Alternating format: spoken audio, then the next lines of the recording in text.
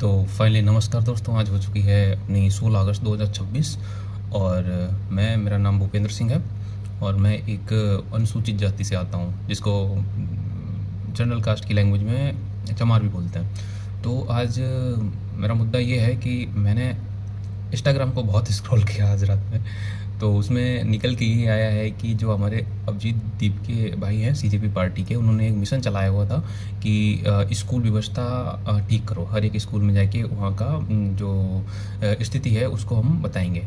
तो इस चीज़ को करने के बाद में बहुत ज़्यादा फ़र्क पड़ रहा है और काफ़ी अच्छे वीडियो निकल के आ रहे हैं। किसी स्कूल की टॉयलेट नहीं है तो किसी की छत गिरने वाली है, किसी में टीचर फ़ोन चलाते हैं, लापरवाही दिखाते हैं और उनको पढ़ाई लिखाई से कोई मतलब नहीं है। क्योंकि इसलिए उनको मतलब नहीं है कि जितने भी सरकारी स्कूल और गाँव ग्रामीण स्कूल होते हैं ना, उन स्कूलों में अधिकतर अनुसूचित जाति के बच्चे जाते हैं, अधिकतर। और क्योंकि जाते इसलिए हैं ना कि चमार जाति या अनुसूचित जाति में इतना फाइनेंशियल नहीं होता है कि वो अच्छे स्कूलों में पढ़ा सकें। क्योंकि प्राइवेट स्कूलों की जो फ़ीस का मुद्दा है वो आज पीजी क्लास के बच्चों की 1200-1500 फ़ीस होती है और पढ़ाई नाम मात्र की। कोई एक्टिविटी के नाम पे तो जीरो चीज़ें जो है ना जीरो होती हैं, क्योंकि वहाँ पे शो ऑफ होता है, अच्छी बिल्डिंगें होती हैं। टीचर्स का रहा प्राइवेट स्कूलों में तो वो लोकल के टीचर भर लेते हैं। चलिए ये बात तो अलग है, क्योंकि हम प्राइवेट स्कूलों की बात, मेरा कोई मुद्दा नहीं है। मेरा मुद्दा ये है कि जो सरकारी स्कूलों की स्थिति है उन पे बात करना है। तो जो ये मिशन चल रहा है, आई होप कि ये मिशन जो है ना बहुत अच्छा, बहुत सक्सेसफुली रहेगा और इस चीज़ से सुधार आएगा। तो वीडियो देखने के बाद में मैं भी इस चीज़ से इंस्पायर हुआ हूँ कि मैं भी मेरा जो गांव पड़ता है वो ग्राम नारायणपुरा पड़ता है, मौजा उदितापुर मानीमू कन्नौज में लगता है। तो मेरे जो घर है उसके सामने एक तालाब बना है। मैं गांव के बीचों बीच में रहता हूँ। उस तालाब में इतनी गंदगी हो रखी है और जो मेरे गांव के प्रधान हैं इस टाइम पे वर्तमान में, वो फ़िलहाल हैं तो एससी कैटेगरी के ही, लेकिन उन्होंने इन 5 सालों में मेरे गांव में एक भी ईंट नहीं लगवाई है कहीं पे भी। और जो तालाब की स्थिति है वो आपको मैं जाऊंगा कभी तो दिखाऊंगा कि कूड़ा फेंकते हैं लोग, कचरा फेंकते हैं, उसी में नाली पानी आता है। बरसात होने पे वो पानी जो है ना हमारे घरों में घुस जाता है, अंदर भर जाता है, रोड पे पानी आने लगता है। तो ऐसी स्थिति हो रखी है। और रही बात स्कूल की, तो हमारे यहाँ का स्कूल तो फिर भी ठीक ठाक है, क्योंकि आप जान सकते हैं कि अनुसूचित जाति और के बच्चे जहाँ जाते हैं उनको लोग कहते हैं कि आरक्षण हटाओ। तो स्थिति वही हो रखी है लोगों की जो मानसिकता है। जैसे मैं एक लाइब्रेरी ओनर हूँ और डिफेंस लाइब्रेरी चलाता हूँ कन्नौज में। तो मेरे साथ में मैं 3 साल चलाते हुए हो गया हूँ लाइब्रेरी को। तो मैंने इन चीज़ों को बहुत अच्छे से फेस किया है कि अदर कैटेगरी के बच्चे आते हैं तो वो अपना पानी लेके आते हैं अपने साथ में और कई तरीके की यूनिटी बनाते हैं। कई बच्चे तो ऐसे थे जिनके साथ बैठने के बाद में अगर उनसे कुछ थोड़ी बहुत बात हुई या फ़ीस को लेके कोई बात हुई तो उन लोगों ने मुझे मारने की धमकी दी और उन लोगों ने कहा कि मतलब लाइब्रेरी नहीं आएंगे, ना किसी बच्चे को आने देंगे। तो ये सिर्फ एक चीज़ पे डिपेंड करता है, इसी कैटेगरी मैटर। अगर मैं यहाँ पे एससी कैटेगरी का ना होकर किसी और कैटेगरी का होता या किसी और जाति से होता तो इन चीज़ों को हमें फोकस नहीं करना पड़ता।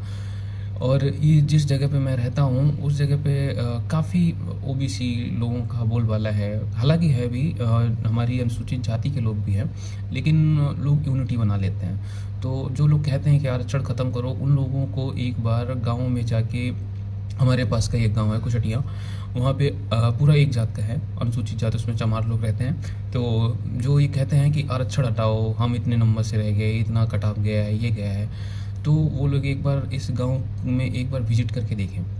उनको विजिट करना चाहिए कि इस गांव में जो 450 रुपये का दिहाड़ी मजदूर है वो सुबह काम करने जाता है और शाम को जब आता है तो 180 रुपये का तेल आता है, 270 रुपये का 5 किलो का आटा आता है, उसका खाना ही हो पाता है, 2 वक्त की रोटी मिल पाती है, ना कि उनको पहनने के लिए शौक। आप लोग तो बढ़िया बढ़िया कारों में घूमते हैं, बढ़िया बढ़िया मॉल में शॉपिंग करते हैं, अच्छी जगहों पे जाते हैं, ट्रैवलिंग के लिए जाते हैं। और रही गवर्नमेंट जॉब की बात, तो उसमें भी आप लोगों ने 10% आरक्षण वो EWS ले रखा है। हम लोगों को क्या 21-22% मिलता है, उसमें भी आप हमेशा रोनर होते रहते हैं कि आरक्षण है, आरक्षण है, आरक्षण। अरे आरक्षण इक्वलिटी देखो भाई, आप जिस स्थिति में ये लोग रहते हैं, उस स्थिति में आप एक दिन भी सर्वाइव कर लो ना, तो फिर हमारा छोड़ देंगे। आप आइए तो उस चीज़ को देखिए, फोकस करके देखिए। आप सिर्फ गवर्नमेंट जॉब, हाँ, और हमारे माननीय मुख्यमंत्री योगी आदित्यनाथ जी ने एक जैसे चुनाव आने वाला है तो एक घोषणा की है कि यूपी की औरतों को 50,000 रुपये का वो दान दिया जाएगा, या कुछ भी मदद की जाएगी। तो ये सब चुनाव का मुद्दा है, क्योंकि 50,000 रुपये देने के बाद में आप वो वोट बैंकिंग खींचना चाहते हैं। अरे आप 50,000 रुपये पर औरत को ना देके उसके लिए आप जो सरकारी हॉस्पिटल्स होते हैं ना, उसमें सुविधा बढ़ाइए। ये जो मेडिसिन इतना महंगा मिलता है, उसमें आप काम कीजिए। शिक्षा, ये सरकारी स्कूलों में आप उसको डिजिटल बनवाइए, कंप्यूटर लगवाइए, उसमें बेहतर प्रैक्टिकल के लिए चीज़ें कीजिए। और जो बेरोज़गार युवा घूम रहे हैं ना, उनके लिए रोज़गार का अवसर बढ़ाइए।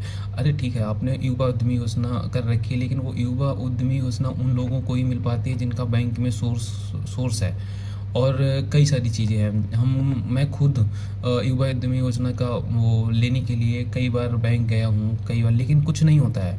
वो लोग बोलते हैं जाने क्या क्या डॉक्यूमेंट्स मांगते हैं, तो उसका लाभ हमको नहीं मिल पाता है।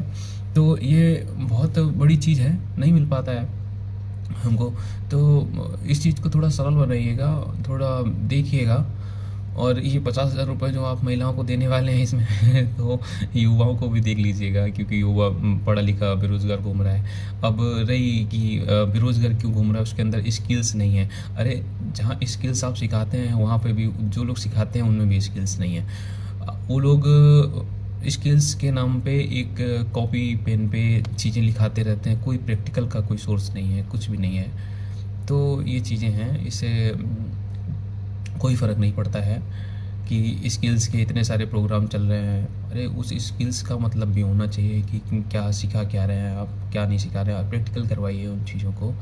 और युवाओं को भी देखिए, गवर्नमेंट जॉब के लिए इतना संघर्ष है। मैं खुद बीटेक पास आउट हूँ रुस्तम जी इंस्टीट्यूट ग्वालियर से, बीएसएफ अकेडमी से 2022 में पास कर लिया था। तो जॉब लगी थी प्राइवेट में, लेकिन नहीं, मैंने कहा गवर्नमेंट पुलिस वगैरह या एसआई वगैरह की जॉब की प्रिपरेशन करते हैं, तो मैंने किया वही। अब एक वैकेंसी फर्स्ट वाला देखा, अभी जो वो हुआ है ना 2025 में वैकेंसी आया है, कंप्लीट हुआ है, मैंने उसी को देखा है। तो उसमें मेरा नाम नहीं आया है, क्योंकि मेरे 130 क्वेश्चन थे और मेरिट जो है 140 प्लस गई एससी की भी, तो मेरा नहीं हुआ है। अब क्या होता है कि जब मैं प्राइवेट कंपनियों के लिए भागता हूँ, तो कंपनियाँ कहती हैं कि आपके पास कितना एक्सपीरियंस है। तो जाहिर सी बात है कि मेरे पास कोई एक्सपीरियंस नहीं बचा है, और मैं ड्रॉपर हो चुका हूँ 4 साल का। तो अब ये लगता है कि मैं ना गवर्नमेंट का रहा हूँ ना प्राइवेट का रहा हूँ, तो मैं करूँ तो करूँ क्या। तो ऐसा कोई स्किल्स प्रोग्राम ऐसे बच्चों के लिए सिलेक्ट कीजिए जो उनके बेनिफिट में हो सके। आई होप आप थोड़ा समझ रहे होंगे। Thank you. और थोड़ी वीडियो लंबी है, लेकिन जो लोग भी देखें इसको शेयर करें अगर मेरी बात को पसंद है। Thank you.